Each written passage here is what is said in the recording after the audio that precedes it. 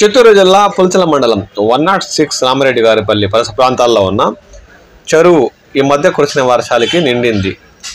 పూర్తిగా జలకళ సంతరించుకోవడంతో ఇంకా వ్యవసాయం చేసుకోవడానికి ఏ ఢోకా లేదులే అన్న రైతుల ఆశలపై నీళ్లు చల్లుతూ ఈ మధ్య ప్రమాదానికి గురై గండిపడింది.